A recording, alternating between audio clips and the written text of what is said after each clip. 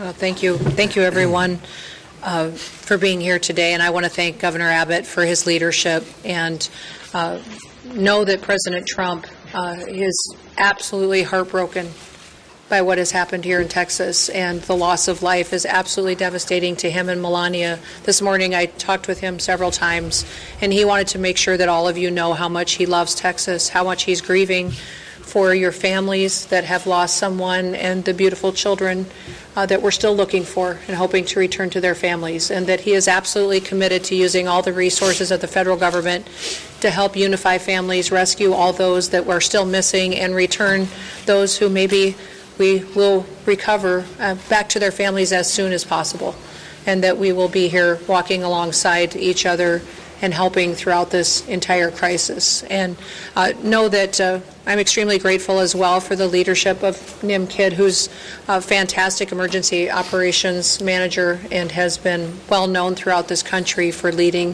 through such a time as this. And this tragic situation is something that is unprecedented. We recognize that at the federal level. We also recognize that when something like this happens to a community, happens to a state, that the best responders are those locally, because it's your family members, it's your community members that are being impacted, and you can respond quickly. And the role of the state is to run and manage that emergency, but the federal government needs to be here for the support and extra resources on the ground as well. And that is what we are doing and what President Trump has dedicated to continue to do. I've visited with the president already about this federal disaster declaration that the governor was going to sign here this morning, and he has indicated that he will honor that and that he will accept that. So that response and that relief will be coming. And we also have had assets here on the ground since the beginning of this crisis started, since this weather event did start, and even before it came, we were alerted. We did have Coast Guard assets here that were helping to rescue people. We're thankful for the airframe that showed up and those coasties that were here walking alongside our DPS, and the emergency responders that were here, the Texas assets that were deployed already, and that coordination was seamless, and I appreciate them for putting that request in right away. We also had our BORTAC team from Customs and Border Protection out here helping with rescues. They are a specialized, trained force to come in these types of situations and bring their skill set to bear. That is a resource that's incredibly important to the Department of Homeland Security, but also in these types of situations when we need emergency management response. We also did have a CBP advisory interdiction specialist here that was helping with some coordination of air assets that has been present. And then we are looking at the other entities that are under the department, what can be utilized, and of course FEMA is standing at an enhanced level right now, which means that they are plugged in to the State Operations Center. We are engaged, and then as this response goes forward, that their role will continue to be filled as it always is in these situations, and will be timely and responsive as to what the governor requests and what is needed here on the ground. I do know that the state of Texas is amazing in how it responds to disasters. Not every state is like that. Many states do not do what the people of Texas do.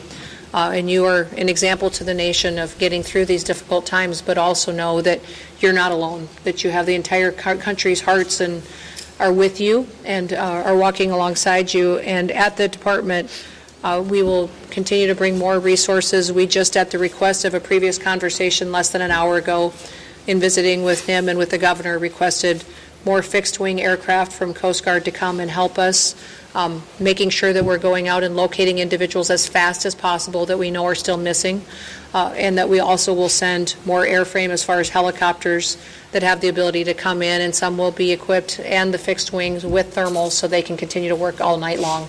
Some of the assets that other agencies may offer don't have that kind of equipment, but the Coast Guard does have it, and so that will be deployed so that the search and rescue efforts don't stop even when it does get dark at night. We'll continue to stay engaged, and I'll be here. I'm going to go up to the camp, Mystic, and I'm going to go around town and spend some time here today and make sure that when I am calling and talking to the president, throughout the day that he has timely information, that the requests that are coming here from the leadership on the ground are met immediately, and that we can take care of these families and take care of these folks right away. We do know the number one priority now is people, is making sure we're finding people as fast as possible, and we're returning them to their families. And then also, throughout the process, we'll get into what damage was done to public infrastructure, what may have been done to, I know we have 1,800 people that are still without power. What I understand is people still have water, but we do have damage to bridges and to roads. Thankfully, dams held.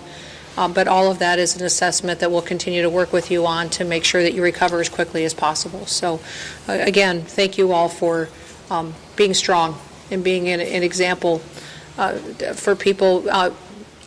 Someone told me a long time ago, over 30 years ago, that to never get angry on behalf of yourself, get angry on behalf of the other people, to always go out and get up every day and go work for other people and help them.